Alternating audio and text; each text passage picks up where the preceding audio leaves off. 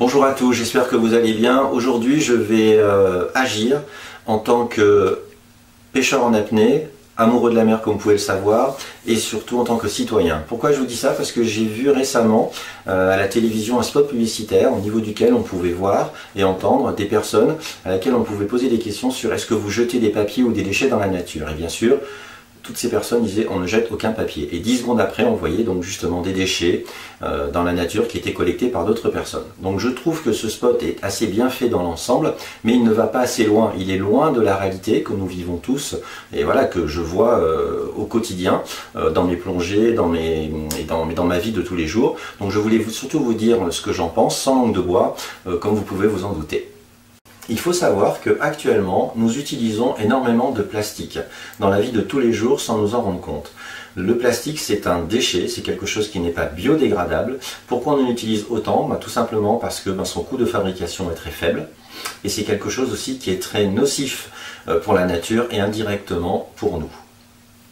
Première chose à savoir, tous les déchets que vous jetez dans la nature vont se retrouver un jour ou l'autre dans des mers, des océans ou des lacs. C'est très simple à comprendre parce que lorsque vous jetez quelque chose dans la nature, sous l'effet du vent, le vent va entraîner les déchets au niveau des ruisseaux, après il y aura des rivières, des fleuves, et puis les fleuves vont se déverser soit dans des océans, soit des mers ou des lacs. Seuls 10% des déchets vont flotter et 90% des déchets vont donc couler au fond des océans, des lacs ou des rivières. Et sur les 10% de déchets flottants au niveau du plastique, une grande partie de ces déchets va être entraînée au large par des courants et des vents, et ça va former des fameuses mers de plastique, ou des fameux gyres, des tourbillons comme on appelle ça, dans les différents hémisphères, hémisphère nord, hémisphère sud. Il y en a dans tous les océans et dans toutes les mers. Je vous laisse ça regarder sur internet, c'est assez fascinant et assez glaçant quand on se rend compte de l'étendue des dégâts. Et une petite partie aussi de ces déchets, malheureusement, mais ça vous devez vous en douter, se retrouve aussi sur les plages du littoral. Quand on se balade un petit peu le dimanche avec les enfants et la famille, on trouve des fois des chaussures, des briquets, enfin j'en passe, des vertes et des pas mûres. Merci à vous, ça fait super sympa de retrouver ça, surtout que tous ces déchets, avant ils étaient où? Dans la nature, et ils se retrouvent au niveau des plages. Merci beaucoup. Tous ces déchets en plastique, sous l'effet du vent, de la chaleur et de la mer, vont se désagréger. J'ai bien dit désagréger et pas biodégrader. Désagréger, c'est-à-dire ils vont se compartimenter en de toutes petites particules, voire des microbilles de plastique. Et c'est là où ça commence à devenir dramatique. C'est dramatique pourquoi? Parce que là, ça va toucher principalement la chaîne alimentaire. Le zooplancton et le phytoplancton vont commencer à ingérer ces microbilles de plastique. Ils vont être mangés à leur tour par des crevettes. Les crevettes vont être mangées par des petits poissons, puis par des plus gros poissons, etc., etc., etc.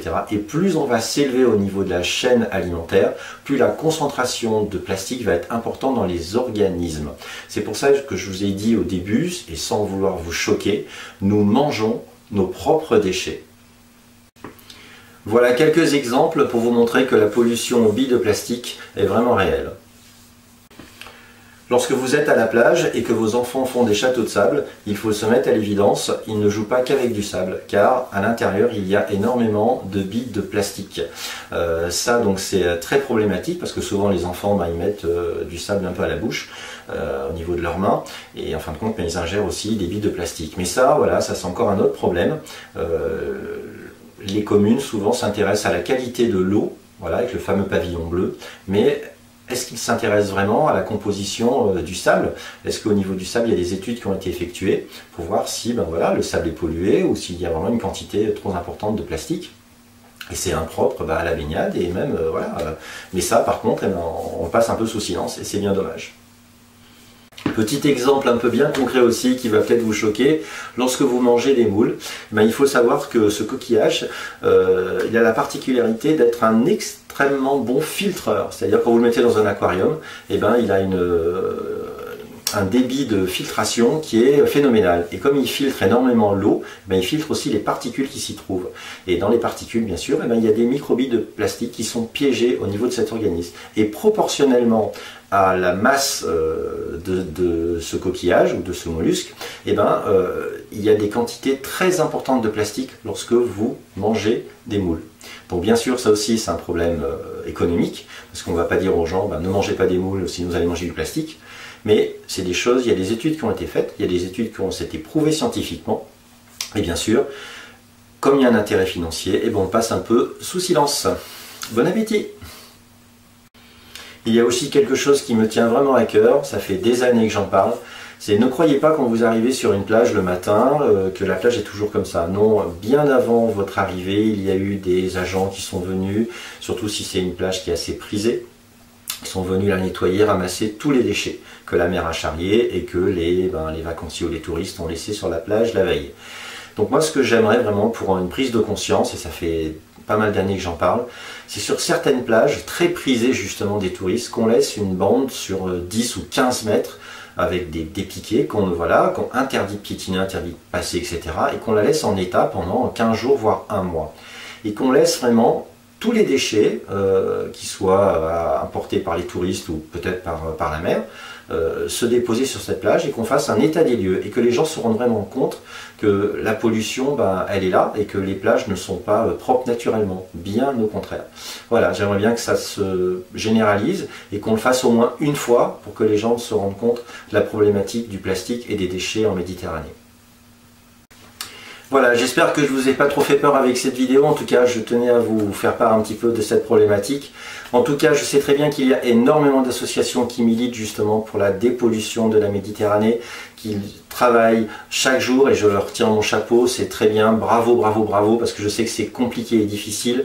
Par contre, si j'ai juste un petit conseil à vous donner, et j'en profite à travers cette vidéo, c'est que lorsque vous faites vos opérations de coup de poing, essayez de les faire en juillet et août, même si c'est compliqué, même s'il y a beaucoup de monde, parce que ça aura un impact plus important que de le faire en septembre, octobre, novembre. C'est très beau d'aller dépolluer des ports ou de ramasser des déchets sur une plage en septembre, octobre ou novembre, mais il n'y a pas grand monde. Donc ce serait vraiment plus judicieux de le faire en pleine période estivale et vraiment de montrer aux gens, limite en déversant les déchets sur une plage, enfin sur un coin assez protégé, certes, pour pas que ça aille encore dans l'eau, mais pour leur montrer tous les déchets qu'on peut trouver dans l'eau et que la pollution, ce n'est pas une vue de l'esprit.